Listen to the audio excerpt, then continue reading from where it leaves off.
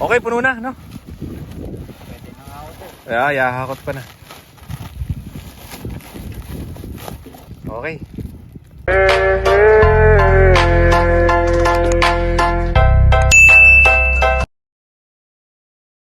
Okay mga kapatid, ito yung tropa natin. Pumipitas po kami ng milon.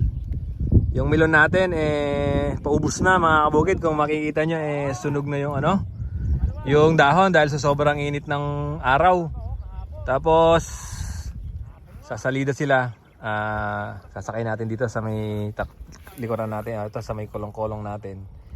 Para hindi mahirap pasanin kasi nagpapasan po kami hanggang doon. So maganda naman yung daan. Para hindi mahirapan sa pagpasa. Sasakit yung likod mo dito mga kabukid. Hanggang doon pa kami hanggang doon pa kami pipitas. So ang namin, ito mga kabukid, yung tinamnan natin ng milon at pakwan, nasa 1.5 hektarya. So dito sa natin, sa vlog natin, sasabihin natin kung magkano yung nagastos ko dito. Ang nagastos ko po dito, meron tayong 2 repak na pakwan. Yung buto po nun nasa 5,000. Tapos itong milon nasa 9,000 pieces mga kabukid. So gumastos tayo ng 163,000. So yan, dito ko lang sasabihin sa may YouTube channel natin.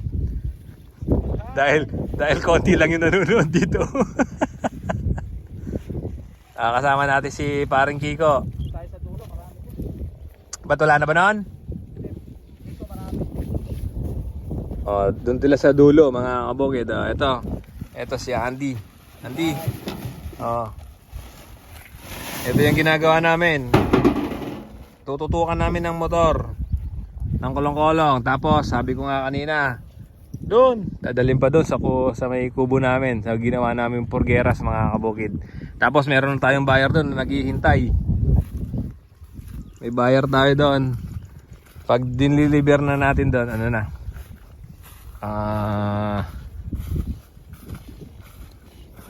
titimbangin na nila. So sasabihin ko din sa vlog natin kung nakakamag-ano na kami. Paskiko, nakakamag-ano na ba tayo? Huwag ka mag-alala, sa YouTube ko to i-upload. Walang nanonood doon.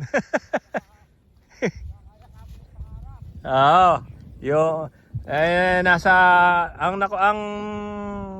naano na po namin dito, nakakakalahating milyon na po kami. So ang gastos namin, sabi ko nga kanina, 163,000. So nakakalahating milyon na kami, pero meron pa po mga kabukid, meron pa po. Nakikita nyo nasunog lang yung dahon, pero buhay pa yan, buhay pa yung baging. Nasunog lang yung dahon dahil mainit, sa init ng panahon. So ang partihan namin ni Kuya Pedi, medyo malaki-laki na mga kabukid.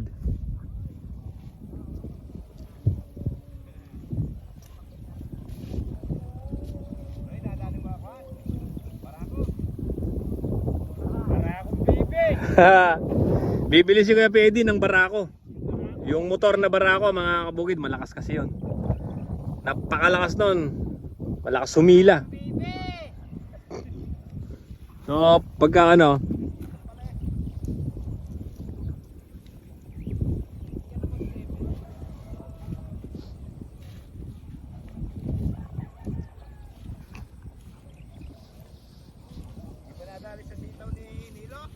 Bumagsak.